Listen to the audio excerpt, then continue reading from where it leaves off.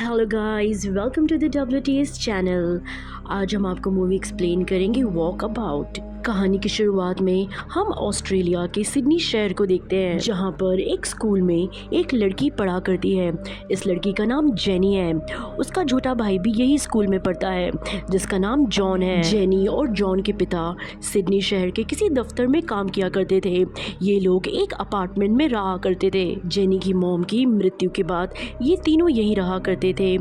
अगले सीन में हम ये देखते हैं कि जेनी के पापा वो दोनों भाई बहन को कार में एक बंजर रेगिस्तान की ओर ले जा रहे थे। जेनी और जॉन दोनों स्कूल यूनिफॉर्म में ही थे। जेनी के पिता उसे पिकनिक का कहकर यहाँ ले आए थे, लेकिन जेनी को उसके पिता का बिहेवियर कुछ अजीब लग रहा था। वो गाड़ी ऑन कर रहे थे तो कभी गाड़ी ऑफ कर रहे थे। जॉन गाड़ी से बाहर निकलकर भागने लगता है। उसके पिता कहते हैं कि हम अपना कैंप इसी जगह लगाएंगे। वो अपने साथ खाने का सामान लेकर आए थे। जेनी उस खाने के सामान को निकालकर बाहर रखती है, लेकिन उसके पिता अभी तक गाड़ी के अंदर ही बैठे हुए हैं। उसके पिता गाड़ी में बैठे अपने बेटे को दूरबीन से देख रहे थे। तभी जेनी देखती है कि उसके पिता एक बंदूक से उसके भाई पर निशाना लगा रहे हैं, लेकिन वहाँ पर काफी पत्थर इकट्ठा थे। वो अपने भाई को लेकर वहाँ पर छिप जाती है। जॉन को लग रहा था कि शायद उसके डैड कुछ खेल खेल रहे हैं, लेकिन जेनी भी उसे सच नहीं बताती। जेनी समझ गई थी कि उसके पिता यहाँ पर उन दोनों की हत्या करने के लिए आए हैं। जेनी अपने भाई को लेकर भागने लगती है। फिर वो खड़े होकर छुपके से देखती है। वो देखती है कि उसके पिता गाड़ी से एक पेट्रोल का गैलन निकालते हैं और गाड़ी पर पेट्रोल छिड़कने लगते हैं। उसके बाद वो गाड़ी को आग लगाकर खुद को गोली मार देते हैं। दरअसल जेनी के पिता काफी दिन से बहुत ही ज्यादा डिप्रेस थे। जेनी ये सब देखकर डर जाती है और पिकनिक स्पॉट से कुछ खाने का सामान लेकर अपने भाई के साथ निकल जाती है। जॉन के पूछने पर जेनी कुछ भी नहीं बताती, बस वो उस बंजर रेगिस्तान में आगे बढ़ती रहती है। चलते चलते रात हो जाती है। उनके पास कुछ कैन फूड्स थे जिन्हें खाकर वो गुजारा कर लेते हैं और वहीं पर ही सो जाते हैं। सुबह उठकर वो मदद की तलाश करते हैं। सुबह उठकर वो लोग आगे बढ़ने लगते हैं। वो लोग काफी ऊंचाई तक पहुंच जाते हैं। ऊंचाई से देखने के बाद भी वहां पर सिर्फ वो बंजर रेगिस्तान ही दूर दूर तक नजर आ रहा था। वो वहां रुक जाते हैं। उनके पास आखिरी कैन फूड था, वो उसे भी खा जाते हैं। वो दोनों अब पूरी तरीके से उस रेगिस्तान में भटक चुके थे। वेस्टर्न ऑस्ट्रेलिया इतना बड़ा था कि बिना किसी नक्शे से उधर से बाहर निकलना नामुमकिन था। रात आई और बीत गई। यहाँ पर उन्हें 3 दिन हो चुके थे। उनका शरीर पानी ना मिलने की वजह से डिहाइड्रेट हो चुका था। जॉन थक कर लेट जाता है क्योंकि अभी वो चलने की हालत में नहीं था। जेनी उसे गोद में उठाती है और चलती रहती है, लेकिन जेनी भी काफी थक गई थी। वो जॉन से कहती है कि वो उठे और आगे बढ़े, लेकिन पानी नहीं मिलने की वजह से अब जॉन की आंखें भी बंद होने लगी थी। चलते वक्त वहीं दूर पर जेनी को एक पेड़ दिखाई देता है। वो सोचती है कि वहाँ पर थोड़ा रुककर आराम कर ले। तपती धूप से उनका चेहरा भी पूरी तरीके से झुलस चुका था। जब वो लोग उस पेड़ तक पहुंचते हैं तब उस पेड़ पे काफी फल लटके हुए थे और उस पेड़ के नीचे काफी पानी जमा हुआ था। ये देखकर वो लोग बहुत खुश हो जाते हैं, लेकिन वो लोग सोचते हैं कि ये फल जहरीला हो सकता है। लेकिन वो ये देखते हैं कि उस फल को बहुत सारे पंछी भी खा रहे थे। वो दोनों मिलके अपना पूरा दिन वहीं बिताते हैं और रात को वहीं सो जाते हैं। सुबह उठकर जेनी देखती है कि पेड़ के नीचे जमा हुआ पानी पूरी तरीके से सूख चुका है। ये देखकर जेनी काफी दुखी हो जाती है। पेड़ में जो फल लटके हुए थे वो भी खत्म हो गए थे। वो समझ नहीं पा रहे थे कि एक रात में इतना सारा पानी कैसे सूख गया। जॉन कहता है कि वो आज किस दिशा में सफ़र करेंगे, लेकिन जॉन बेचारा तो सफ़र करना ही नहीं चाहता क्योंकि इतनी धूप में वो काफ़ी थक जाता है। जेनी उसे कहती है कि कोई बात नहीं, हम यहीं रुकेंगे और मदद का इंतज़ार करेंगे। दोपहर तक वो लोग वहीं आराम कर रहे थे, लेकिन तभी दूर से उन्हें एक शख्स आता हुआ दिखाई दे रहा था। वो एक अब ओरिजिनल लड़का था जो पूरी रेगिस्तान में अकेले शिकार कर रहा था। वो उनके पास आता है और अपनी भाषा भाषा में उनसे कुछ पूछता है।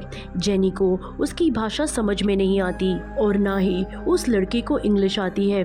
थोड़ी देर बात करने के बाद वो वहाँ से जाने लगता है। जेनी उसे जाने से रोकती है, लेकिन जेनी को अपनी बात उसे कैसे समझाए ये समझ नहीं आ रहा था। वो कहती है कि उन्हें पीने के लिए पानी चाहिए, लेकिन उस लड़के को कुछ भी समझ नहीं आता। तभी जॉन उसे इशारों में समझाता है कि उसे पानी चाहिए, तो वो लड़का समझ जाता है। वो उस पेड़ के पास जाता है और गीली मिट्टी में वो एक लकड़ी की पाइप डालता है और मुंह से खींचकर पानी को ऊपर ले आता है। दरअसल वो पानी सूखा नहीं था, बस भीतर बैठ गया था। वो दोनों उस पानी को पीकर अपनी प्यास बुझाते हैं। फिर वो दोनों उस लड़के के साथ आगे बढ़ने लगते हैं। उस लड़के के साथ जाने के अलावा उनके पास कोई दूसरा रास्ता नहीं था। जाते वक्त उन्हें कई सारे जंगली ऊंट दिखाई देते हैं।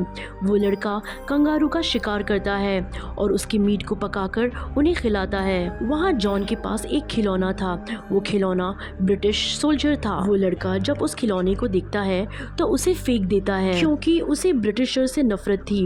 वो ब्रिटिश सोल्जर से नफरत करता था क्योंकि उन्होंने उसकी सभ्यता को खत्म कर दिया था। वो लड़का मीट पकाते वक्त काफी बातें कर रहा था। शायद वो अपनी ओरिजिन, अपनी सभ्यता के बारे में बता रहा था, लेकिन जेनी को कुछ भी समझ नहीं आता। उसके बाद वो लोग वहाँ पर काफी खेलते हैं। गर्मी से जॉन के पीठ में काफी छाले पड़ गए थे। सुबह वो लड़का एक जानवर को मार के उसके खून को गर्म करता है और जॉन की पीठ पर लगा देता है। ऐसा करने से उसके छाले ठीक हो जाएंगे। वो दोनों उस लड़के के साथ आगे सफर पर निकल जाते हैं। वो लड़का उन दोनों को एक लकड़ी की छतरी भी बना कर देता है ताकि वो लोग धूप से बचे रहेंगे। जॉन उस लड़के की बातों को इशारों से समझने लगा था और वो लड़का भी जॉन के इशारों को समझने लगा था। वो लड़का आगे पत्थरों पर काफी पेंटिंग्स बनाता है। वो उनको अपनी सभ्यता के बारे में समझा रहा था। जेनी को लगता है कि वो लोग पहले वाइट लोग हैं जिसको इस लड़के ने देखा है, क्योंकि वो अपनी ट्राइब से कभी बाहर ही नहीं गया था। ये सारी पेंटिंग्स उसकी सभ्यता को दिखाती है। उसके बाद में जेनी पास के तालाब में जाकर तैरने लगती है और वो लड़का शिकार पर चला जाता है। थोड़ी दूर जाने के बाद उन्हें वहाँ पर एक बड़ा सा बलून दिखता है और उसकी थोड़ी ही दूर पर एक रिसर्च टीम काम कर रही थी, लेकिन उन्हें कोई भी पता नहीं था। वहाँ से वो लड़का उन्हें एक फार्म पर लेकर आता है। तभी जेनी भागते हुए भीतर में जाती है ताकि उसे वहाँ पर कोई मदद मिल जाए, लेकिन वो फार्म पूरी तरीके से खाली था। ये देख वो निराश हो जाती है। वहाँ पर वो लड़का जेनी से काफी बातें कहता है, लेकिन जेनी को उसकी बात कुछ भी समझ में नहीं आती। वो लड़का शायद जेनी को पसंद करने लगा था।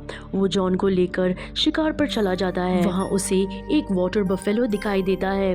वो लड़का उस वाटर बफेलो से लड़ने लगता है। तभी वहाँ पर कुछ वाइट ऑस्ट्रेलियंस एक ट्रक लेकर आ जाते हैं। वहाँ पर वो कई भैंसों का शिकार कर देते हैं। वो लड़का ये सब खड़ा होकर देख रहा था। उसे ये सब कुछ बिल्कुल भी ठीक नहीं लग रहा था, क्योंकि ये शिकार का सही तरीका नहीं था।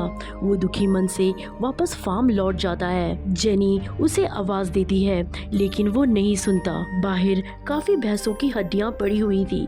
वो उनके बीच जाकर सो जाता है और उन हड्डियों की राख से अपने पूरे शरीर को रंग देता है। वो जब फार्म आता है तब जेनी को देख उसके सामने डांस करने लगता है। शायद वो जेनी को ये बताना चाहता था कि वो उसे पसंद करता है, लेकिन जेनी उसे ऐसा देखकर डर जाती है और छिप जाती है। वो पूरा दिन भर ऐसे ही बाहर नाचता रहता है जब तक वो थक नहीं जाता। रात जेनी जॉन से कहती है कि सुबह होते ही हम यहाँ से निकल जाएंगे। सुबह जॉन जेनी को उठाता है। वो कहता है कि वो लड़का कहीं पर भी दिखाई नहीं दे रहा है, शायद वो अपने घर वापस चला गया। दोनों अपना यूनिफॉर्म पहन के तैयार होते हैं। फिर जब वो लोग वहाँ से जाने लगते हैं तो घर की दूसरी तरफ उस लड़के की पेड़ पे लटकी हुई लाश को देखते हैं। उस लड़के ने सुसाइड कर लिया था। ये देख जेनी को काफी दुख होता है। वो उसके शरीर से चींटियों को साफ करती है। वो दोनों वहाँ से निकलकर सड़क पर आ जाते हैं और आगे बढ़ने लगते हैं। आगे उन्हें रेगिस्तान में एक माइनिंग टाउन नजर आता है। वहाँ पर एक शख्स था जहाँ पर जेनी को मदद मिल जाती है। उसके बाद हम कहानी के कुछ साल आगे का समय देखते हैं। जेनी उसी अपार्टमेंट में रहती है। जेनी अब बड़ी हो गई है और उसने अब शादी कर ली है, लेकिन जेनी अब भी वो उस अब ओरिजिनल लड़के को नहीं भूल पाई है। जेनी जब भी उस लड़के के बारे में सोचती है तब वो पूरी तरीके से भावुक हो जाती है और फिल्म यही सीन के साथ खत्म हो जाती है। लेकिन दोस्तों, बात ये आती है कि वो अब ओरिजिनल लड़का उस रेगिस्तान में अकेला कर क्या रहा था और वो अपने घर वापस क्यों नहीं गया। दरअसल ऑस्ट्रेलिया में सब ओरिजिनल सभ्यता में जब लड़का 16 साल का हो जाता है तो उसे एक बंजर रेगिस्तान में अकेले भेज दिया जाता है और उसे 6 महीने तक वहीं रहना पड़ता है, वहीं सोना पड़ता है और फ्रूट्स खाकर या मांस खाकर उसे वहीं पर गुजारा करना पड़ता है। इसी दौरान वो शिकार करना सीखता है और अकेले सरवाइव करना सीखता है और ऐसी कड़ी परीक्षा के बाद वो हर चीज में सफल हो जाता है।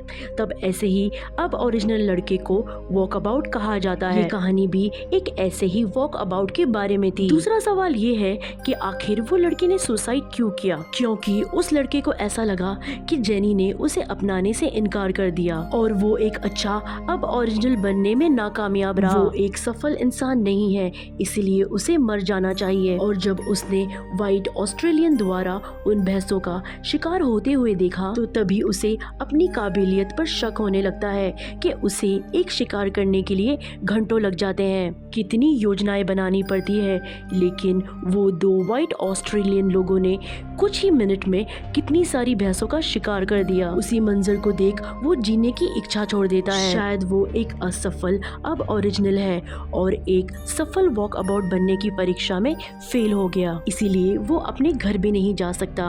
उम्मीद करते हैं कि आपको ये वॉक अबाउट की कहानी पसंद आई होगी। आज की वीडियो में बस इतना ही। नेक्स्ट टाइम हम जरूर मिलेंगे एक नई इंटरेस्टिंग कहानी के साथ। अगर आपको मूवी की एक्सप्लेनेशन अच्छी लगी हो तो वीडियो को लाइक ज़रूर कीजिएगा और अगर आप हमारे चैनल पर नए हैं तो प्लीज़ हमारे चैनल को सब्सक्राइब कीजिएगा। Thanks for watching.